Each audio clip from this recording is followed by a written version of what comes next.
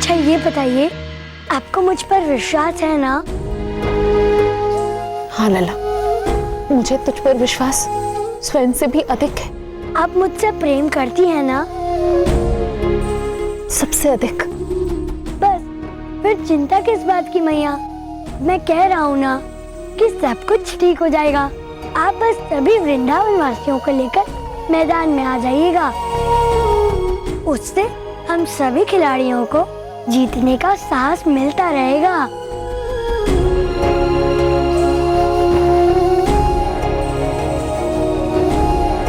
अरे लला, कहाँ जा रहा है तू? एक पुत्र का दायित्व निभाने जा रहा हूँ मैया।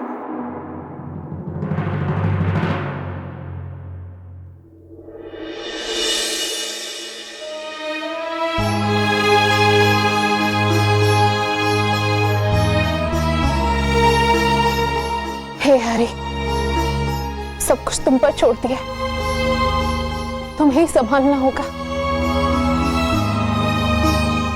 भीमा, भूरा, बिट्ठा, कहां मर गए सबके सब? मंगरू, अरे कहां हो कामचोरो? इतना कार्य पड़ा है घर में, कौन करेगा इसको? कहां हो सबके सब?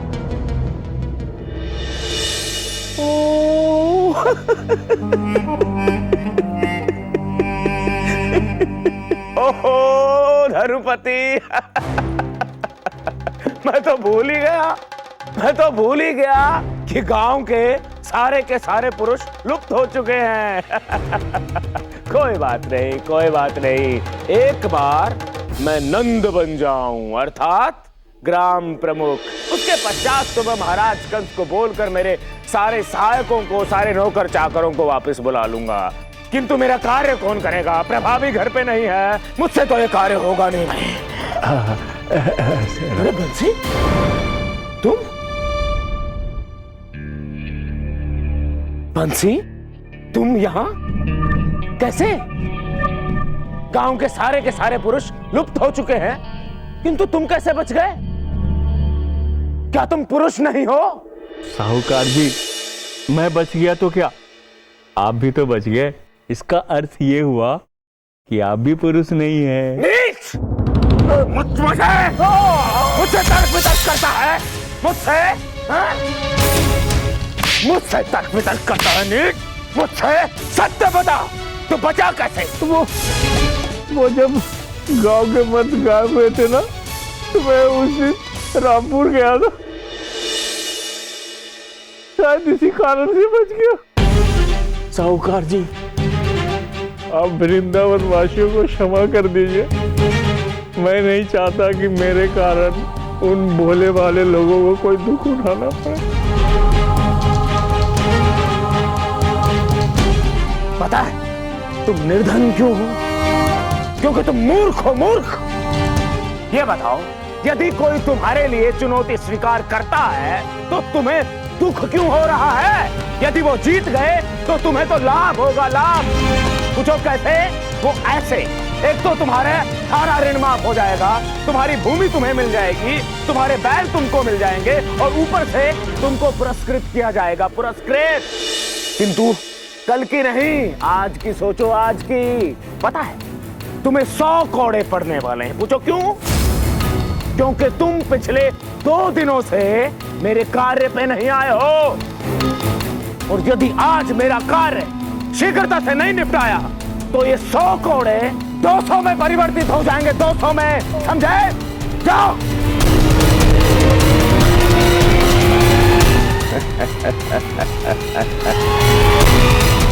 कृष्णा,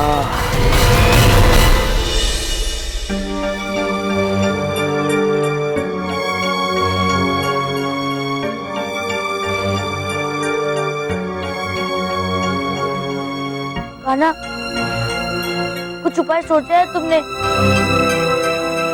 सभी गांव वालों को हम कैसे लाएंगे? और अब तो स्पर्धा में भी समय शेष नहीं है।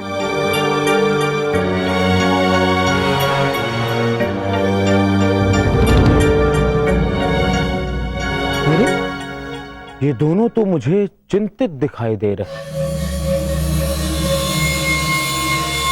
चल धारो, थोड़ा जले पर नमक छिड़का जाए, आनंद आ जाएगा।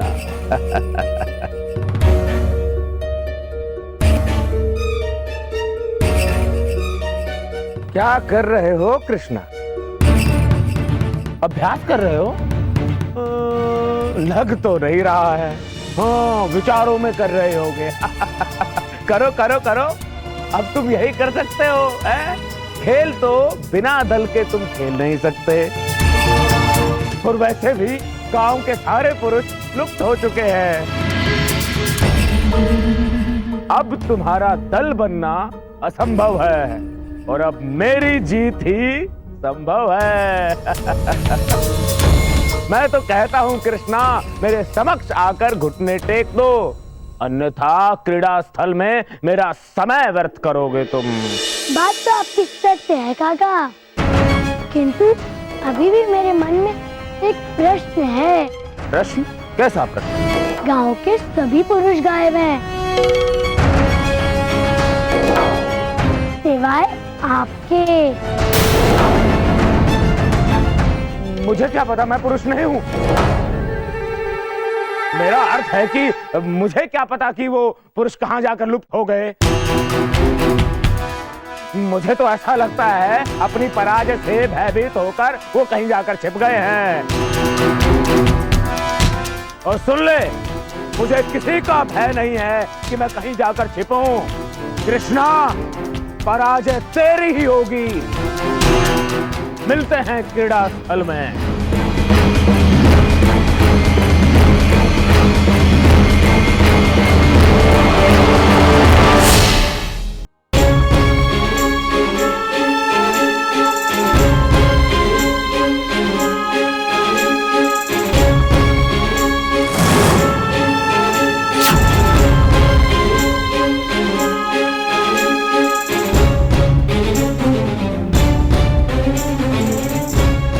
पता नहीं ये कहाँ होंगे।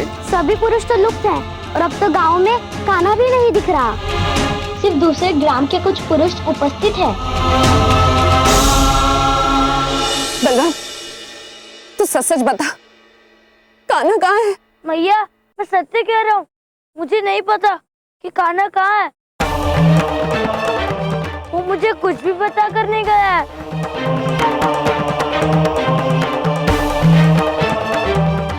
ईश्वर, कहीं सभी की तरह कान्हा भी तो लुप्त नहीं हो गया।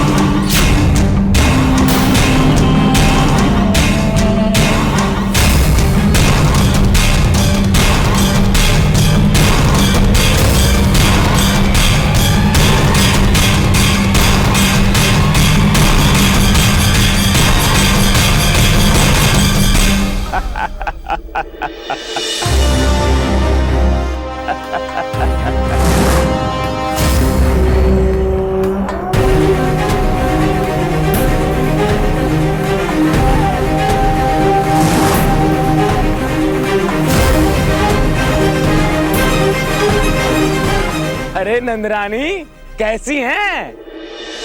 और वो तुम्हारा पुत्र कहाँ है? कहीं दिखाई नहीं पड़ रहा है मुझे। कहाँ जाकर छिप गया वो? ओ, समझ गया, मैं समझ गया। मेरे इन सर्वश्रेष्ठ खिलाड़ियों को देखकर भयभीत हो गया होगा, पसीने छूट गए होंगे उसके, हैं? इसीलिए वो अन्य गांव वासियों की भांति कहीं जाकर छुप गया होगा, है? दल का एक भी सदस्य यहाँ उपस्थित नहीं है, तो इसका अर्थ ये हुआ कि उन्होंने अपनी हार स्वीकार कर ली है।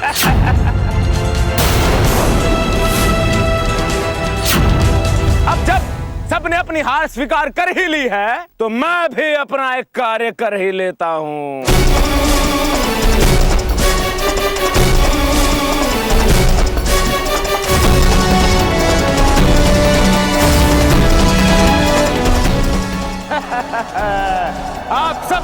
अपना ग्राम प्रमुख स्वीकार कीजिए और बात को समाप्त कीजिए।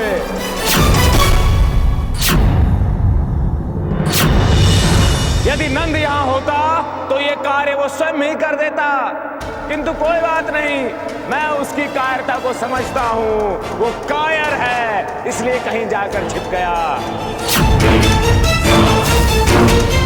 तो नंदरानी, अब आप ही आइए। आइए नंदरानी, आइए आइए, शीघ्र कीजिए और ये ग्राम प्रमुख की पगड़ी मुझे पहना दीजिए और अपना नंद स्वीकार कीजिए, अर्थात ग्राम प्रमुख।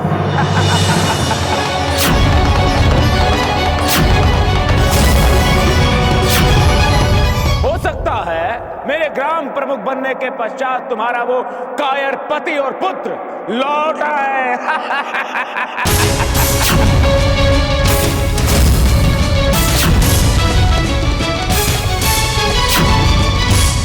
अरे आइए आइए।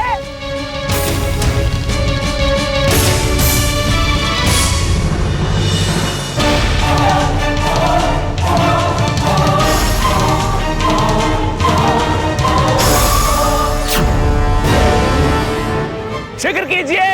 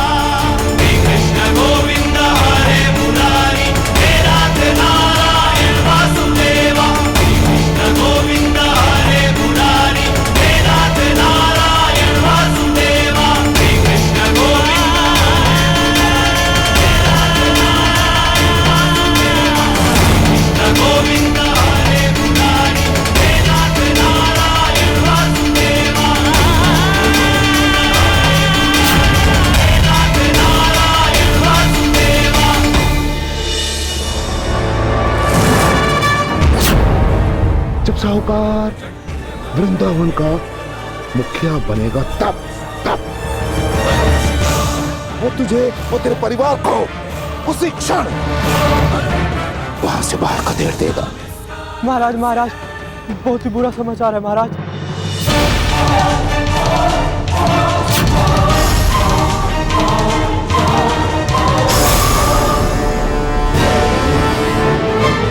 गदासुर। हाँ महाराज, कृष्ण ने गदासुर का वध कर वृंदावन के सारे पुरुषों को मुक्त करा ले गया महाराज।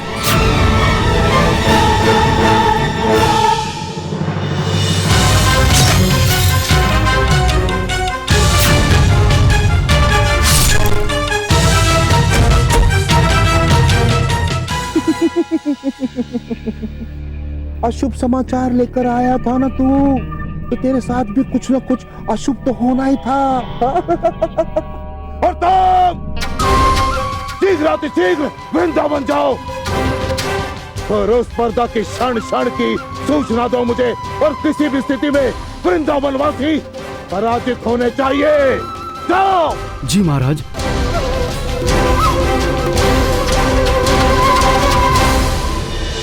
अच्छा, वाह, तो तुम इन सब को बचा कर ले आए हैं? अच्छा किया, समय पर आ गए।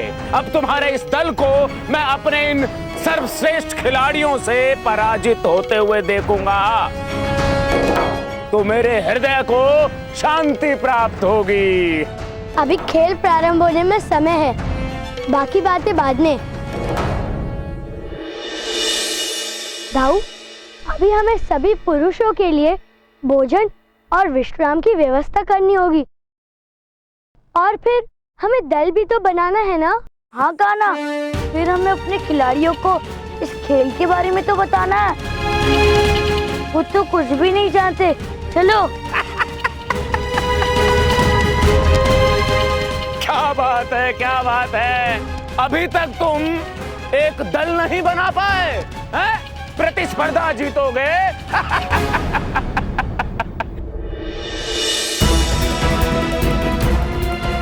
इस गांव में सबके सब नौसिखिए हैं, किसी को ये खेल नहीं आता। बड़े आए जीतने वाले। जानू काका, पहले आप अपने दल को ठीक से अभ्यास करा लीजिए, कहीं मेरे नौसिखियों का दल आपके इन धुरंधरों पर भारी ना पड़ जाए।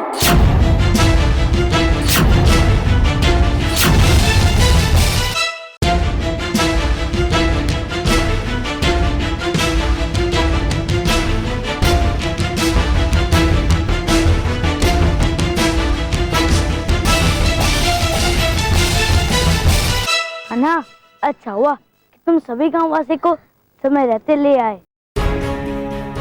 किंतु कान्हा, तुम तो कह रहे थे कि तुम गदासुर का अंत नहीं कर सकते, इससे महादेव का अपमान होगा। तो फिर तुमने इस असंभव कार्य को संभव कैसे किया? मुझे गदासुर से भेंट करनी है। कौन हो तुम बालक? कृष्णा। नाम बड़े और दर्शन छोटे। अच्छा, तो तू वो है जिसके लिए महाराज कंस ने मुझे यहाँ पर भेजा है। तुझे देखने से लगता है कि मैंने तेरे बारे में जो कुछ भी सुना है सब असत्य है। हाँ वही तो, तूने सुनाई बातों में क्या रखा है? तूने सुनाई बातों पर विश्वास करने वाले तुम लगते तो नहीं हो। बातें तो बड़ी रुचिकर करता है तू, किंतु यहाँ मैं जिस कार्य के लिए आया हूँ वो तो मुझे करना ही है। मुझे तुझे मारना होगा लड़के, मुझे तुझे मारना होगा लड़के। तेरा काल तुझे यहाँ पर लेकर आया है। हाँ, काल मुझे खींच लाया है, किंतु किसका काल ये तुम्हें कुछ समय में ज्ञात हो जाएगा। ये गदा देख रहे हो कृष्णा, शिव जी की दी हुई गदा है।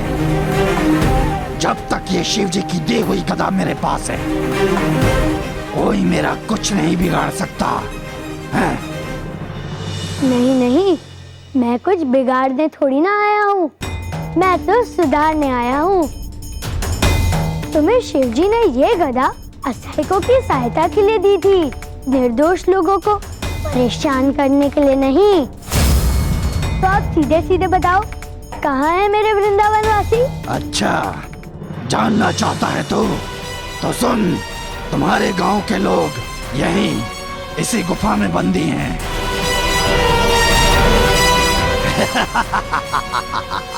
अच्छा, तो हट जाओ मेरे मार्ग से, या फिर स्वयं उन्हें मुक्त कर दो, अन्यथा तुम्हें मुझसे युद्ध करना होगा।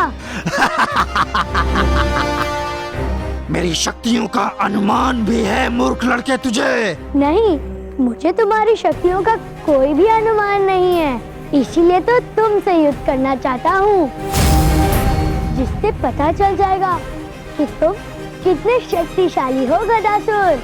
अच्छा, तो तू मेरी शक्ति का परीक्षण करना चाहता है? तो देख मेरी शक्ति का परीक्षण।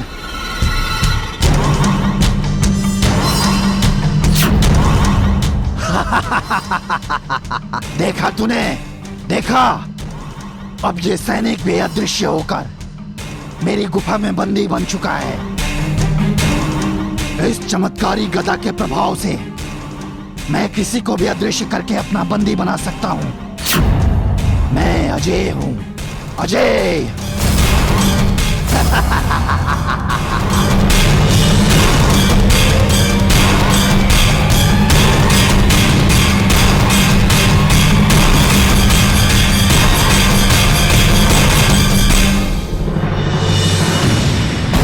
अच्छा,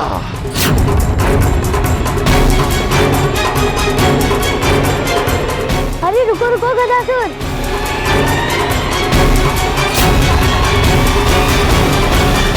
बस इतने में ही भयभीत हो गए तुम? नहीं नहीं, मैं मृत्यु से नहीं डरता। मैं तो बस ये सोच रहा हूँ कि मेरी मृत्यु के पश्चात लोग क्या कहेंगे। लोग क्या कहेंगे? लोग जाओ, नहीं बताता तुम्हें। मूर्ख लड़के, चुपचाप बता दे, क्या कहेंगे लोग?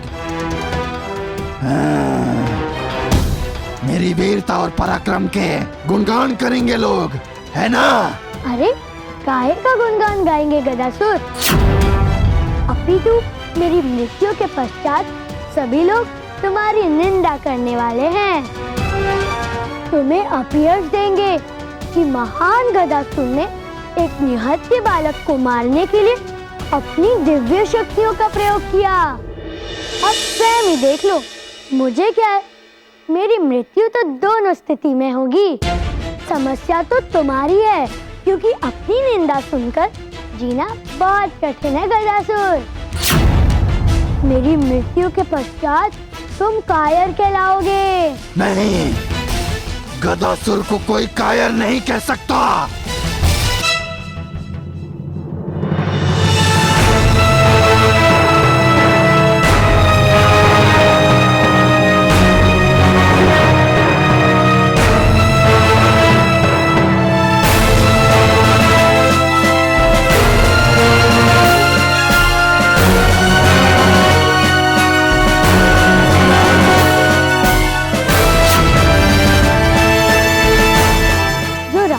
सोते हुए लोगों का अपहरण कर ले, उसे कायर ही तो कहेंगे। चुप हो जा, तू मुझे कायर कह रहा है? कायर, अंतिम बार और सुन लो, कायर कायर कायर। अभी तुझे बताता हूँ।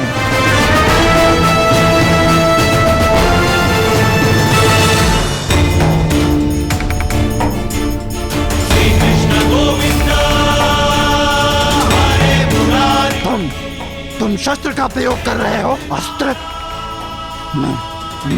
मेरी गदा, मेरी गदा। गदासुर!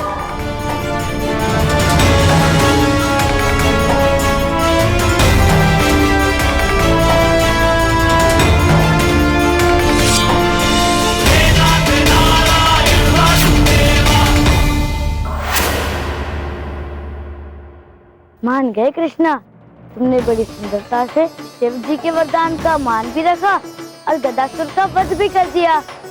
क्या अद्भुत लीला रची है तुमने। तुम सच में लीलाधर कृष्ण हो कान्हा। अपनी लीला से तुम जो ना करते वो कम है। हाँ दाऊ, किंतु अब हम इस खेल का क्या करें? चलिए, हमें खेल की तैयारियां भी तो करनी है। खेल शुरू ही होने वाला है, चलिए।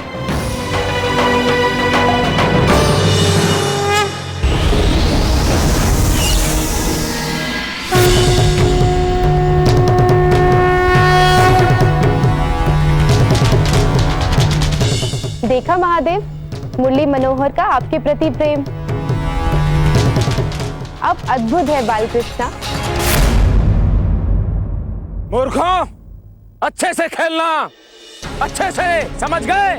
और एक बात का विशेष ध्यान रखना, ये कृष्णा जितना छोटा है उतना ही खोटा है। यदि तुम सब बुद्धि से नहीं खेले तो तुम्हारी हार निश्चित है, समझे?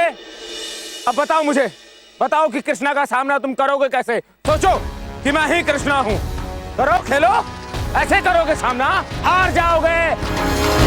ओए, मर जाए, मेरा पैर टूट गया रे। अरे क्या कर दिया यार?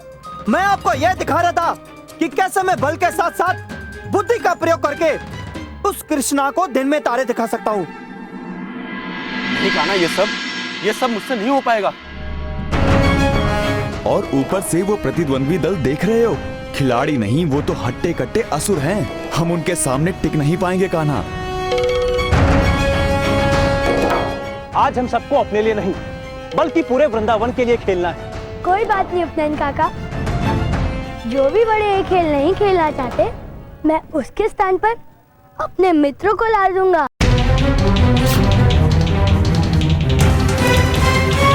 वो कभी मुझे निराश नहीं करेंगे, है ना? किंतु ये खेल हमने पहले कभी खेला ही नहीं है कान्हा। अरे मित्रों, हम तो सदैव ही नए नए खेल खेलते रहते हैं। तुम हार जीत को भूलकर बस अपने सखा का साथ दो, फिर देखो हम कैसे उन प्रतिद्वंदियों को पीछे छोड़ देते हैं। हाँ मित्रों, हमें तनिक भी घबराने की आवश्यकता नहीं है। हम सबको मिलकर खेलना है, जो भी होगा देखा जाएगा, ठीक है? हाँ हम खेलेंगे, हाँ हम खेलेंगे।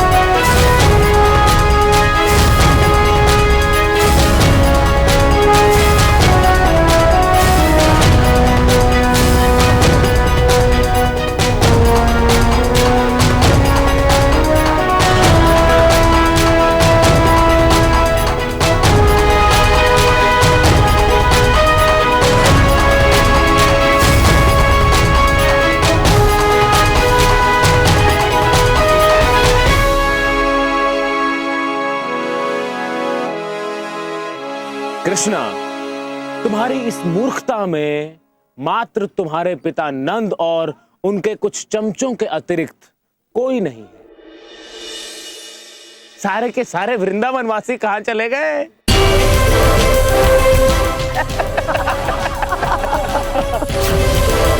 तुम इसे दल कहते हो, जो ये भी नहीं जानता कि लठ गेंदबाजी खेलते कैसे हैं। हाँ, हम आपको इसी दल से जीत के दिखाएंगे दानू काका। जो काम सुई कर सकती है वो काम तलवार नहीं कर सकती, याद रखना। बस बस रहने दो, अब कुछ खेल के नियम सुन लो, क्योंकि तुम नियम भंग करने में प्रथम स्थान पे आते हो हमेशा। यदि किसी ने भी नियम भंग किया तो उसकी हार निश्चित है, समझे? तो भाइयों,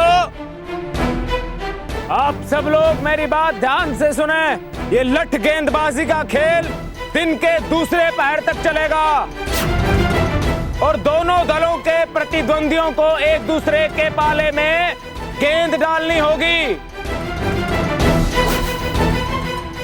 2 बांस उस तरफ हैं, 2 बांस उस तरफ, और झंडे भी लगा दिए हैं इन पे, एक तरफ सफेद और दूसरी ओर हरे।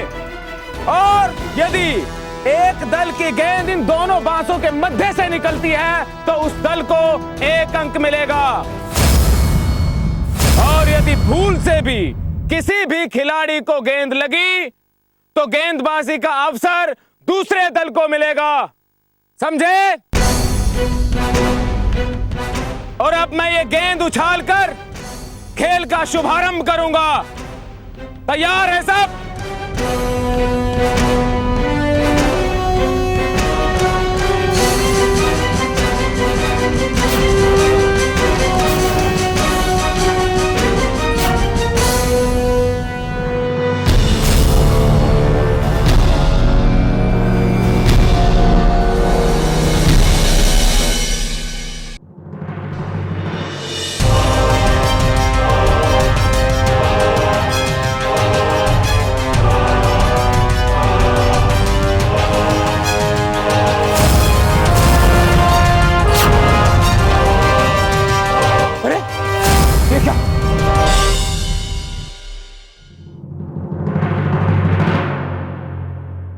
ये उल्टी गंगा पहाड़ कैसे चढ़ गई? ये खेल तो हम चुटकियों में जीत जाएंगे कान्हा, तुम चिंता ना करो। दाऊ, अपनी माया के प्रयोग से हमें ये खेल नहीं जीतना है। हम साधारण मनुष्य से स्पर्धा कर रहे हैं, तो हमें भी बिना शक्तियों के प्रयोग कर खेलना ही उचित होगा। किंतु कान्हा, ये किसको पता चल रहा है? फिर हम जो भी कर रहे हैं वो अच्छे ध्येय से कर रहे हैं। किसी को पता नहीं है तो क्या हुआ, हम तो वास्तविकता जानते हैं ना। हमारे कर्मों की पवित्र तब भी बनी रहनी चाहिए जब उन्हें कोई देख ना रहा हो। यही चरित्र की उचित है।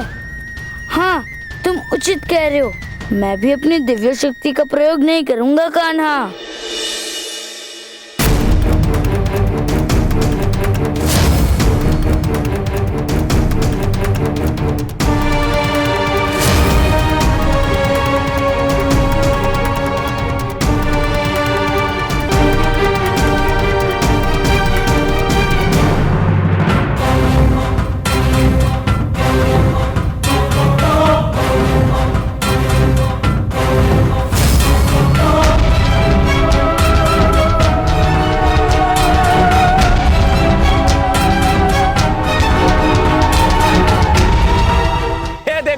हरिगढ़ के खिलाड़ी एक बार फिर से बेहतरीन प्रदर्शन करते हुए और फिर वो गेंद को आगे लेके गए हैं और ये दोनों बांसों के बीच से गेंद पार हो गई है। इसके साथ ही हरिगढ़ के खिलाड़ियों को एक और अंक मिला।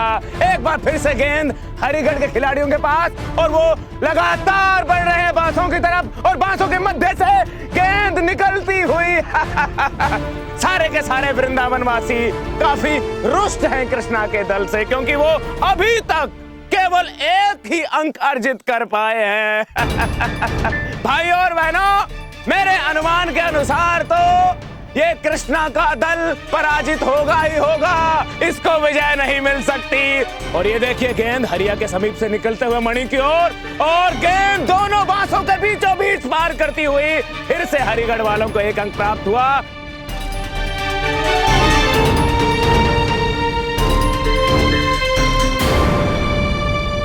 हे ईश्वर, बाल बाल बचा, नहीं तो गेंद सीधा मेरे पैर पर आकर लगती।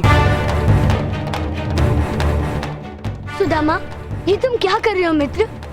हमें गेंद से बचना नहीं है, हमें गेंद को लक्ष्य तक पहुंचने से रोकना है। इसके बस का तो कुछ नहीं है। सुदामा, तुमने प्रतिद्वंदी की दल को एक अंक और दे दिया। तो तुम वहाँ खड़े खड़े क्या कर रहे थे? गेंद को यहाँ तक आने ही क्यों दिया? तुमने क्यों नहीं रोक लिया गेंद? तुम्हें लक्ष्य समीप खड़ा किया गया है, तुम्हें ध्यान रखना चाहिए था। तुम्हारी गलती है वो, तुम्हारी गलती है वो। तुम्हारी मधुमंगल, सुदामा, शांत हो जाओ। इस समय द्वंद्व करने की आवश्यकता नहीं है, मेहनत से खेलना होगा। कान्हा बलराम पुत्र, दोनों लोग ध्यान से सुनो।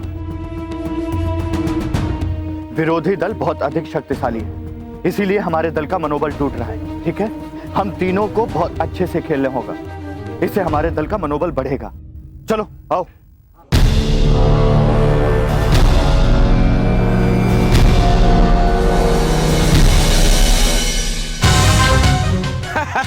एक के बाद एक 2 बार लक्ष्य को प्राप्त किया हरिगढ़ वालों ने। समान अंक प्राप्त करने के लिए वृंदावन के दल के पास बहुत ही कम समय शेष, बहुत ही कम समय बचा है अब तो। कृष्णा की हार निश्चित है। तो भाइयों, इसी बढ़त के साथ खेल में एक छोटा सा विराम। कुछ ही क्षणों के पश्चात खेल फिर से प्रारंभ होगा। हम अपने 2 खिलाड़ियों को बदलना चाहते हैं, हरिया और मनी। ये क्या कह रहे हो कान्हा? हरिया और मनी को बदलने से क्या लाभ होगा? खेल के नियमों के अनुसार खिलाड़ी को परिवर्तित नहीं किया जा सकता, ठीक है? हो सकता है यदि दल के किसी भी खिलाड़ी को चोट लगे तो हम उस खिलाड़ी को परिवर्तित कर सकते हैं। किंतु उन्हें चोट लगी कब कृष्णा? इधर आओ तुम दोनों, इधर आओ, देखूं तो तुम्हें हुआ क्या है, कहाँ लगी है चोट?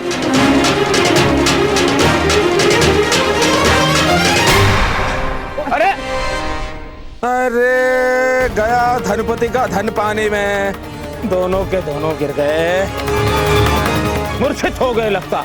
साहूकार जी, मैं खेल नहीं पाऊंगा, बड़ी पीड़ा हो रही है। उन्हें खेल जो बोया जाता है वही काटा जाता है रानू काका। हाँ ठीक है ठीक है ठीक है, मेरी बात अब सुनो। देखो, इन दोनों के स्थान पर तुम बंसी को या किसी वृंदावन के किसी बालक को ले सकते हो, बस, और कुछ नहीं हो सकता परिवर्तन, ठीक है? अब खेलना है खेलो, नहीं तो अपनी हार स्वीकार कर लो।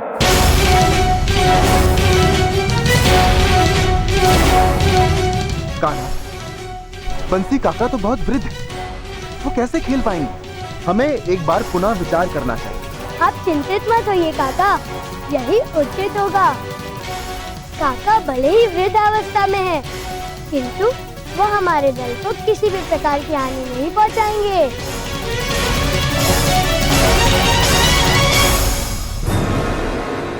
तो ठीक है भाइयों, खेल पुनः प्रारंभ किया जाए, किंतु दोनों दल अपने अपने पाले परिवर्तित कर लें।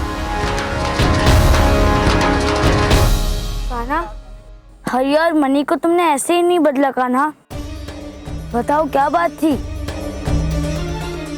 ये देखो, ये पूरी की पूरी 50 स्वर्ण मुद्राएं हैं, लो, आपस में बांट लेना और ऐसे ही निरंतर बुरा प्रदर्शन करते रहना, ठीक है? इससे तुम्हारा दल हार जाएगा और तुम्हें लाभ ही लाभ होगा, आनंद ही आनंद होगा। जाओ सिकरता सिखाओ, जाओ।